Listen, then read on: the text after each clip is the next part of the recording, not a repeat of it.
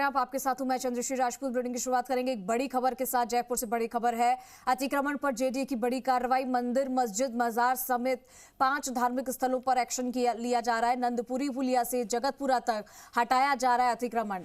2 मंदिर, एक भोमिया जी का चबूतरा, एक मजार, एक मस्जिद होगी ध्वस्त। सेक्टर रोड पर अतिक्रमण, जेडीए की बड़ी कार्रवाई। सैकड़ों की तादाद में पुलिस का जाब्ता तैनात है। कार्रवाई स्थल से पहले ही बैरिकेड लगा दिए गए हैं। ये तस्वीरें दोनों आपके सामने। मीडिया कर्मियों को भी रोका गया है। कार्रवाई होने तक उन्हें अंदर नहीं जाने दिया जा रहा है। ये बड़ी कार्रवाई यहाँ की जा रही है। जयपुर के मालवीय नगर स्थित नंदपुरी क्षेत्र में सड़क चौड़ीकरण को लेकर सुबह से ही यहाँ पर एक्शन शुरू हो गया है पूरी तैयारी के साथ। यहाँ पर जयपुर विकास प्राधिकरण यानी जेडीए द्वारा सड़क सीमा में आ रहे विभिन्न अतिक्रमणों को हटाने का अभियान आज शुरू हो चुका है भारी पुलिस फोर्स की मौजूदगी में। तो मौके पर कई जेसीबी मशीनें हैं जो कि जिनकी मदद से अवैध ढांचों को यहाँ से हटाया जाएगा, ढहाया जाएगा। किसी भी तरह की अप्रिय स्थिति से निपटने और कानून व्यवस्था को पूरी तरीके से नियंत्रण में रखने के लिए प्रशासन और द्वारा व्यापक सुरक्षा इंतजाम किए गए हैं। नेटबंदी यहाँ पर की गई है 24 घंटे के लिए, ताकि कोई भी फालतू की अफवाह और ऐसा मैसेज सर्कुलेट ना हो जिसकी वजह से दंगे भड़के या कोई छोटी मोटी ऐसी चीज़ हो या कोई ऐसी छुटपुट घटना यहाँ पर देखने को ना मिले। इसलिए नेटबंदी पहले ही कर दी गई है। और इस संवेदनशील कार्रवाई के दौरान जेडीए के कई वरिष्ठ अधिकारी भी ग्राउंड जीरो पर खुद मौजूद होकर स्थिति की बारीकी से निगरानी कर रहे हैं, ताकि कोई भी ऐसी अप्रिय घटना ना हो पाए। और ऐसे में आपको बता दें कि ये जो जगतपुरा को जवाहर सर्किल से जोड़ने वाला जो मुख्य मार्ग है उसको 80 फीट चौड़ा किए जाने के लिए महत्वपूर्ण योजना बनाई गई है। इस सड़क सीमा के अंदर कई बड़े निर्माण आ रहे हैं जिन्हें हटाया जाना बेहद ज़रूरी था। इस कार्रवाई के तहत सड़क सीमा में आ रहे एक मस्जिद, एक मज़ार, सत्संग भवन और मंदिरों के ढांचों को हटाने का काम जारी है। संवेदनशील मामला है, इसलिए पूरी तरीके से सख्ती बरती गई है और ध्यान में भी रखा गया है कि किसी की आस्था को ठेस ना पहुंचे। हालांकि क्योंकि ये काम करना भी बहुत ज़रूरी है, ऐसे में पहले से ही कह दिया गया था स्थानीय लोगों से भी हटाने के लिए भी, अगर जिन्होंने इन स्थलों को हटाया है, बाकी जेडीए जो कार्रवाई करेगा उसके लिए भी पहले से ही कह दिया गया था। दिनेश हमारे साथ लगातार लाइव बने हुए हैं। एक बार फिर से दिनेश का रुख करेंगे। दिनेश, अभी कार्रवाई को लेकर क्या कुछ अपडेट आई है सामने, क्योंकि हम सुबह से बता रहे हैं, दर्शकों को भी दिखा रहे हैं, तस्वीरें भी आप दिखाइएगा और बताइएगा कि अभी ये जो कार्रवाई है वो कहां से शुरू हुई है, अभी क्या अपडेट है? चंद्रश्री, देखिए पूरी फोर्स जो है 5 बजे से पहले यहाँ पे डिप्लॉय की जा चुकी है और जो 5 जो क्षेत्र थे वो 5 में से जो अंदर के जो क्षेत्र हैं, जो अंदर के जो धार्मिक स्थल है उन पर कार्रवाई चल रही है। मैंने जैसा आपको पहले भी बताया था कि हमारी ये बाध्यता है कि बैरिकेडिंग, पुलिस सुरक्षा को ध्यान में रखते हुए बैरिकेडिंग यहाँ लगा चुकी है और बिल्कुल सामने जो है वो पूरा 90 डिग्री कोण है। तो ऐसे में अंदर की जो तस्वीरें हैं, बिल्कुल जो मेरे सामने की तस्वीरें वो तो मेरे सहयोगी पवन दिखा चुके हैं, लेकिन वहाँ से जो राइट साइड के लिए पूरा 90 डिग्री कोण है, वहाँ की तस्वीरें हम नहीं दिखा पा रहे हमारे दर्शकों को। बाहर की जो तस्वीरें हैं, तमाम पुलिस का जाब्ता मौके पर तैनात हैं, वो मेरे सहयोगी पवन दिखा रहे हैं। कार्रवाई शुरू हो चुकी है क्योंकि तमाम जो पुलिस के अधिकारी हैं, प्रशासनिक अधिकारी हैं, वो मौके पर पहुंच चुके हैं और हम बात करने का भी प्रयास करेंगे मौके पर जो तमाम अधिकारी हैं। मेरे साथ senior police officer RPS Saroj Dhayal ji हैं। एक बार सरोज धायल से बात करते हैं कि कितना जाब्ता यहाँ पर तैनात किया गया है, किस तरह की कार्रवाई, मैडम बड़ी कार्रवाई करने जाना है, सुरक्षा को लेकर किस तरह की तैयारियाँ हैं? सुरक्षा को लेकर हमारी तरफ से पूरी तरह से मुस्तैदी है। पुलिस जाब्ता जेडीए के सहयोग के लिए यहाँ पर उपस्थित है। कितनी फोर्स डिप्लॉय की, कितने थाने उपयोग में लिए गए? मैक्सिमम कैपेसिटी में यहाँ पे फोर्स डिप्लॉय किया गया है। मोस्टली थानों से भी है, आउट ऑफ जयपुर से भी है, यहाँ पे फोर्स जो है बुलाई गई है। मैडम, सोशल मीडिया का ज़माना है, कहीं ना कहीं साइबर सेल को भी पूरा एक्टिव करना पड़ा होगा, क्योंकि हालांकि नेटबंदी की है लेकिन वाईफाई से कनेक्ट करके लोग नेट का यूज कर रहे हैं। तो कहीं कोई धार्मिक भावना भड़काने वाली कोई पोस्ट सोशल मीडिया पर ना करें, उसको लेकर क्या प्लानिंग? इस तरह की चीज़ों को लेकर अगर कोई साइबर टीम एक्टिव है तो मुझे इसकी नॉलेज में नहीं है। बट अगर आप जो बात कह रहे हैं कि धार्मिक भावनाओं को भड़काने वाली, तो हम सब हिंदुस्तानी हैं, यहाँ पे सभी धर्म समान हैं। तो अगर ऐसा कोई नागरिक अगर इस तरह की कोई बात सोचता भी है तो वो गलत है। बिल्कुल इस तरह की कोई बात सोचता भी तो गलत है, क्योंकि यहाँ न सिर्फ किसी एक धर्म का बल्कि दोनों धर्मों के धार्मिक स्थल जो हैं इस कार्रवाई की पैमाइश में हैं। ऐसे में चाहे मंदिर हो या मस्जिद, दोनों पर जेडीए की समान कार्रवाई है। जैसा भी हम पहले भी बता चुके चंद्रश्री की दोनों ही धर्मों के जो हैं धार्मिक स्थल इस कार्रवाई के बीच में आ रहे हैं। मंदिर भी तोड़े गए हैं तो मस्जिद पर भी कार्रवाई होनी है। मेरे साथ मेरे वरिष्ठ सहयोगी आशुतोष है, एक बार बात करते हैं, क्योंकि क्राइम देखते हैं पूरी फोर्स के इनकी पकड़ में है, नॉलेज में है कि कहाँ कितनी फोर्स डिप्लॉय की गई है। और आशुतोष, न सिर्फ ये परिक्षेत्र, ये वाला क्षेत्र जहाँ कार्रवाई होनी है, दोनों धर्मों की धार्मिक भावनाओं को ध्यान में देखते हुए बड़ा मुद्दा हो जाता है ये प्रदेश स्तरीय। दिनेश, बिल्कुल ठीक कहा आपने। और जैसा अभी तक जानकारी में सामने आया है कि कुल 5 जो ऐसे जगह थे जिनको चिन्हित किया गया, जिसमें से एक मस्जिद, एक मज़ार, 2 मंदिर और इसके अलावा कुछ सत्संग के स्थल थे। और सीधे तौर पे धार्मिक भावनाओं से जुड़ा हुआ मसला था। धर्म अलग अलग हो सकते हैं, लेकिन बात विकास की हो रही थी। और अगर विकास के रास्ते में किसी भी तरीके के कोई अवरोध आएंगे तो बातचीत के जरिए पहले सुलझाने का प्रयास किया गया था।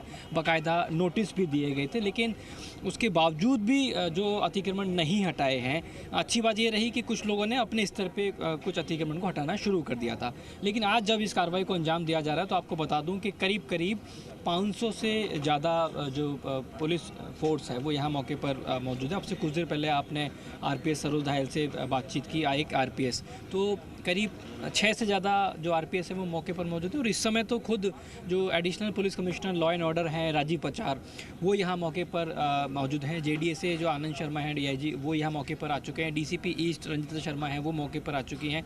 और उन थानाधिकारियों को भी बुलाया गया है जिनके पास में एक अच्छा खासा अनुभव है, पुराना अनुभव है। इस तरीके की लॉ एंड ऑर्डर के जो भी इश्यूज़ कभी सामने हो जाते हैं तो अनुभवी पुलिसकर्मियों को भी तवज्जो यहाँ पे दी गई है। क्योंकि अगर किसी भी तरीके से कोई ऐसी सिचुएशन सामने आती है तो कैसे उसको हैंडल किया जाएगा, मॉब को, खास तौर पे भीड़ को किस तरीके से हैंडल किया जाना है, उनसे वालों को प्राथमिकता। बिल्कुल देखिए, कभी भी इस तरीके के जब एक्शंस लिए जाते हैं या इस तरीके के कोई भी तैयारी पुलिस करती है तो ऐसे अनुभवी पुलिसकर्मियों को यहाँ बुलाया जाता है। आप जहाँ तक तैयारी की बात करेंगे, फिलहाल यहाँ पे आपने देखा कि जो बुलडोजर थे वो तो पहुँच ही गए थे, साथ ही साथ जो डंपर थे, क्योंकि एक बड़ा जो मलबा है वो यहाँ से निकल के आएगा।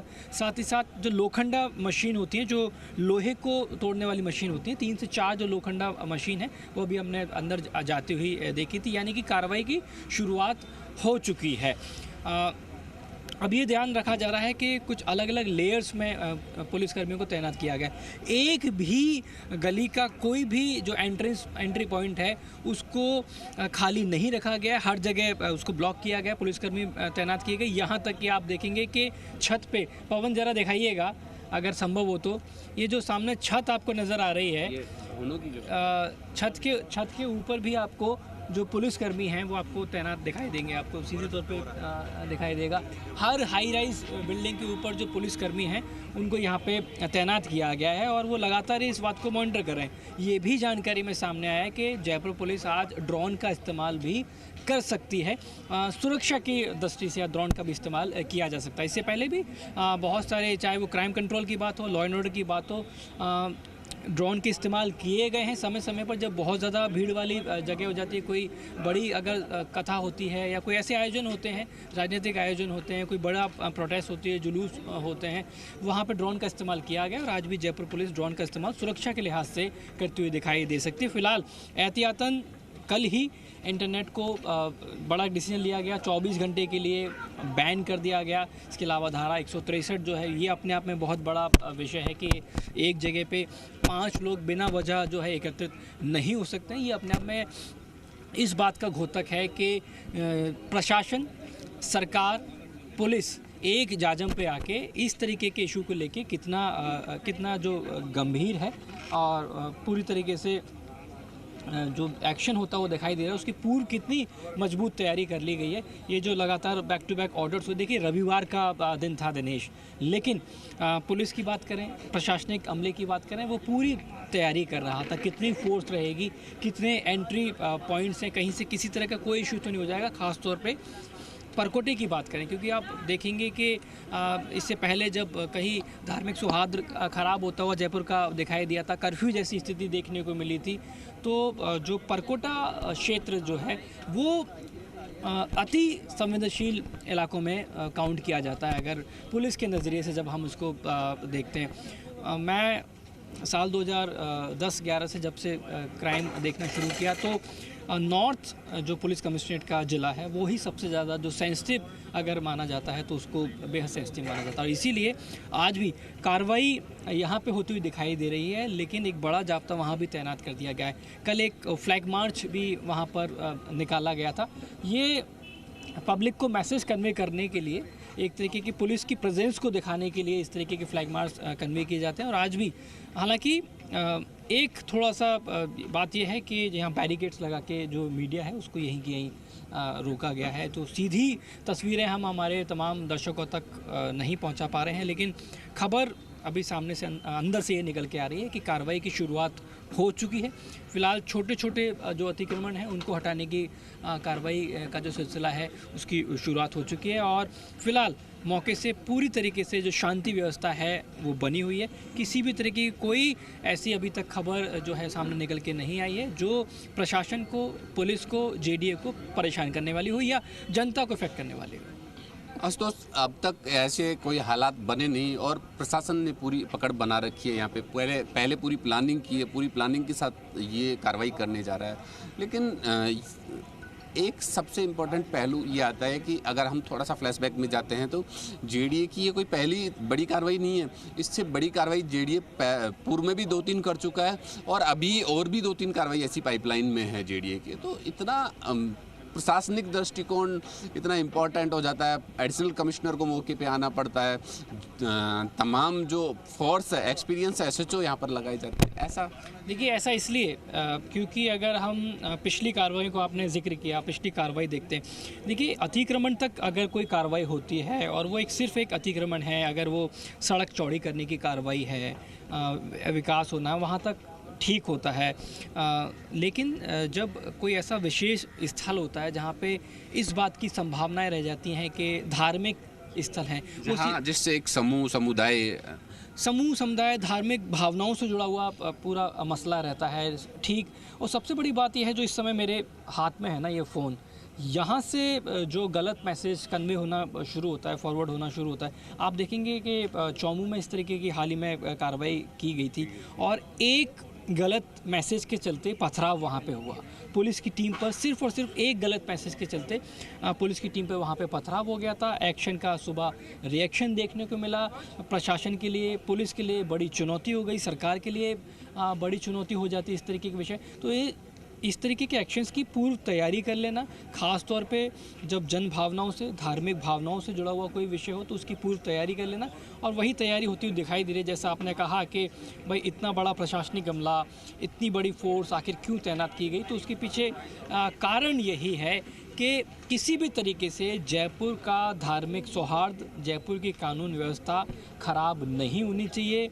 मोबाइल इंटरनेट इसीलिए बंद किया गया है ताकि कोई ऐसा असामाजिक तत्व, कोई ऐसा मैसेज कन्वे ना आगे कर दे, कोई ऐसा भड़काऊ मैसेज आगे ना कर दे जिससे धार्मिक भावनाओं को ठेस पहुंचे और भीड़ का एक बड़ा जो हिस्सा है वो ऐसा ना हो कि सड़कों पे उतर उनको लगे कि पता नहीं ऐसा क्या होने वाला है। देखिए, इससे पहले भी बड़े जो अतिक्रमण की कार्रवाइयाँ हैं वो हुई हैं, आपने भी देखी होंगी, इससे बड़ी कार्रवाइयाँ हुई हैं।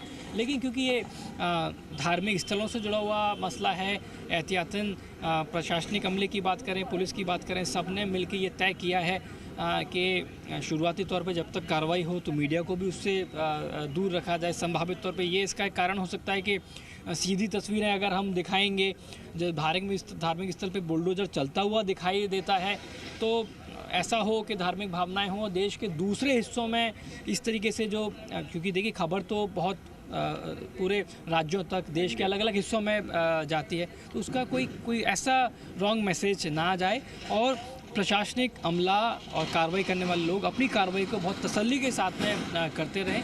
इसलिए ये तमाम डिसीजंस लिए। हमको और आपको अटपटा बहुत लग रहा है, तमाम जो यहाँ पे मीडिया कर्मी जयपुर से या राजस्थान के दूसरे हिस्सों से पहुँचे होंगे उनको भी बहुत अटपटा लग रहा है कि ये बैरिकेड्स क्यों लगा दिए गए, हमें बैरिकेड्स की तरफ क्यों रखा गया है। अमूमन आज तक किसी भी कार्रवाई में ऐसा JDA में देखने को नहीं मिला जयपुर में अब तक कि इस तरीके से दूर रखा गया हो। लेकिन अलग मंशा हो सकती है, प्रशासनिक अमले की अलग मंशा हो सकती है सरकार की कि क्यों रखा गया है।